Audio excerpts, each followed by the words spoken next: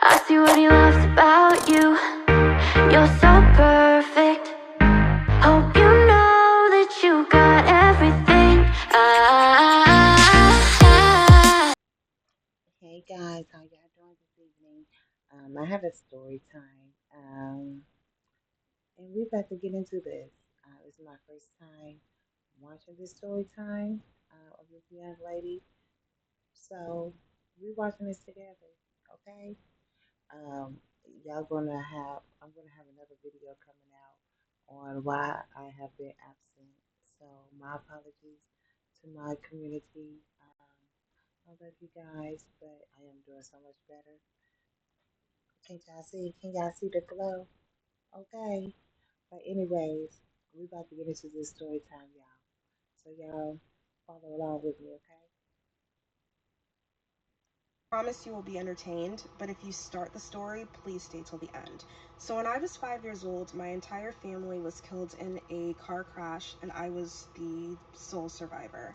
When I turned 18, I decided to move out of state for college because I didn't really have any friends or family in the area anyway. I ended up going to Massachusetts. When I got there, I didn't really know anybody. It was a totally new environment. It was unfamiliar. It was kind of scary, but eventually I met a guy at the school. He was really nice. We started dating. Eventually we got a place together, and we lived in that house together for 3 years, and we were happy the whole time. Like, he's very, very sweet, very caring, very loving. I just didn't feel alone for the first time, and it was absolutely wonderful. But around the 3-year mark, I started going through something. I started not to feel good. So obviously my first guess was pregnancy, so I took a pregnancy test, but that wasn't it. I was having like headaches and stomach aches and feeling nauseated all the time, feeling like extra sleepy, but it wasn't really like life-ruining symptoms. So I just started doing like ginger for the nausea and like soup if I had a tummy ache, a little bit of Excedrin if I had a headache, whatever, you make it work. But the symptoms just kind of kept getting worse, and like sometimes they would be so bad I'd have a migraine or a nausea to the point that I couldn't even get up out of bed. And my boyfriend's like, babe, I think you should go see a doctor. And I'm like, what is a doctor gonna do? Like, it's not like I can't breathe. It's not like I have chest pain. I just have random unspecified symptoms. What is he gonna do? But he's like, babe, like, you do not feel good. Like, you should go see a doctor. And I'm like, fine, whatever. So he schedules me a doctor's appointment. I go see the doctor, and it's exactly what I thought it was gonna be. The doctor is just like, there's nothing wrong with you. And I'm like, cool. So I go back home, and things don't get better, but they start to get worse. Because now I'm not just feeling physically bad, I'm feeling bad mentally. And I don't mean my emotions. I'm not sad or depressed. I'm dealing with confusion. I keep finding things in my house in weird places that they shouldn't be. I open my kitchen drawer to get out cutlery, fork, knife. All my earrings are in there. I go look at my jewelry rack. All my cutlery's in there. Paintings that were hanged on the wall are like turning upside down. And at first I'm just like, okay, whatever. These things are very bizarre, but they're not really frightening. Like, I'm just trying to make this logical or reasonable in any way that I can. But I'm forgetting appointments. My fatigue is increasing. Like, it's just so much happening.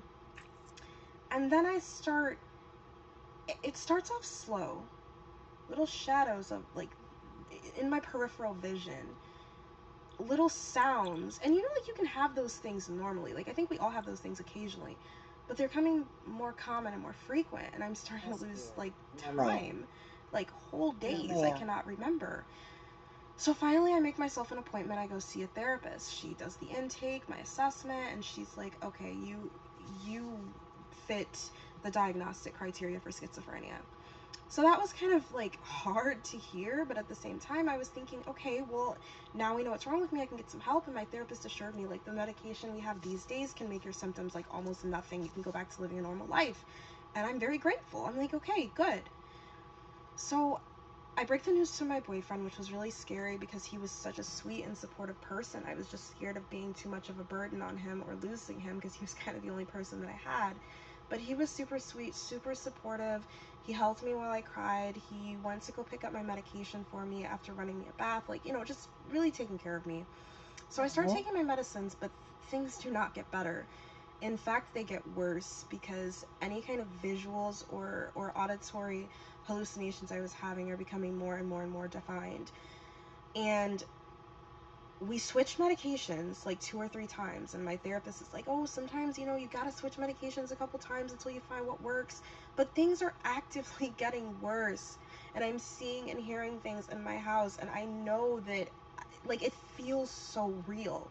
So at this point, Oh, ma'am. I become convinced that I'm not sick, but my house is haunted. I know that sounds insane, but when you are dealing with so much confusion, bizarre things in your house, bizarre noises, like, you become afraid and you're willing to believe almost like anything that could possibly make things better. So I start getting into like these spiritual people talking about the paranormal, and I start trying to like do different things, you know, like I'm burning sage, I'm doing like, you know, whatever. And finally one day my boyfriend has to go help his dad with something, so he leaves me home alone. And I don't fully know what happened, but I do know that apparently I ended up leaving my house a little bit scantily clad. And apparently I was just kind of running around aimlessly, got picked up by the police, taken to the hospital, and obviously psych. And I wake up in the hospital, and as soon as I wake up, the nurse is all over me, like white on rice. And she tells me just wait right there a moment. And I don't know how much time has passed. All I know is that I just woke up in the hospital, and I'm in a room by myself, completely isolated. There's nobody else there. And she comes back with a doctor, my therapist, 3 people, a man, a woman, and another girl, and they're all nicely dressed, beautiful people, and they look really familiar to me, but I'm like, I don't know. I'm not sure of anything anymore. And somebody who is not in a hospital uniform, and that person is in a police uniform. So now I'm looking at this cop and this room full of people like, what did I do? What did I do? I'm afraid. So I asked them, like, am I in trouble? Am I in trouble? And they're like, no, you're not in trouble, you're not in trouble. But, you know, I'm thinking they're just saying that to get me to, like, talk about whatever it was that happened. So the cop is, you know, he's asking me all these questions. Then the doctor cuts in and asks questions. And the nurse is writing a bunch of things down. And the therapist is writing a bunch of things down. But their questions are, like, mad normal. They're just like, what's your name? How old are you? Where did you go to school? Where did you grow up? Tell us about your family, da da da. And I'm like, okay, like where are we getting to all this? And I'm just assuming, I've never been in this situation before, in like a psych whatever. So I'm just sitting there thinking like, okay, whatever. I don't know their policy. So finally, they end up telling me that they have to give me some news. And my heart is pounding out of my chest at this point, because what news are you about to give me? I guarantee you guys cannot predict what the news was. My name was not the name that I thought I was. In fact, I was not the girl that I thought that I was. Apparently, when I was 17, I was working at the country club that my parents were a part of, and I was a lifeguard. And there was a boy there whose family was not part of the country club, but he had like a small summer job washing dishes or something. And he developed a very unhealthy fixation on me. And he made me very uncomfortable, and he was following me and watching me, and my family was very worried about it. My friends were very worried about it, but I wasn't worried about it, because I was just like, you know, whatever, I'm gonna be leaving for college soon, and I was an Ohio kid, and I was going to the Ohio State University, and I was very excited about that. The boy, when the summer ended, went to college, and guess where he went to college? Massachusetts. The boyfriend that I had been living with for 3+ years, he actually kidnapped me, took me to Massachusetts, made me shave my head and wear wigs, used a combination of hypnosis tactics, medicines, and illegal substances and Are you abuse to serious? brainwash me into thinking I was a totally different girl. He told me that my family had died in a car crash. That was absolutely not true. My entire family is alive and well, and they were the 3 people that were in the hospital room when I woke up. He was using sedatives and hallucinogens and any illegal substance basically he could get his hands on to make me think that I was going crazy, so that my dependence on him would never end. Oh, and I know that you're probably thinking, oh, but didn't he tell you to go to the doctor? Yeah, he did. The doctor he sent me to was his dad, who was previously a doctor but lost his nursing license for basically being inappropriate with patients. And get this, his father was a serial unaliver responsible for the deaths of 8 women in Hyannis. Oh my God. And when I was taken into the hospital, they were finally able to identify me and give me my life back. If you stayed until the end of this video, that was completely fake. That was only for entertainment purposes. None of those things happened to me.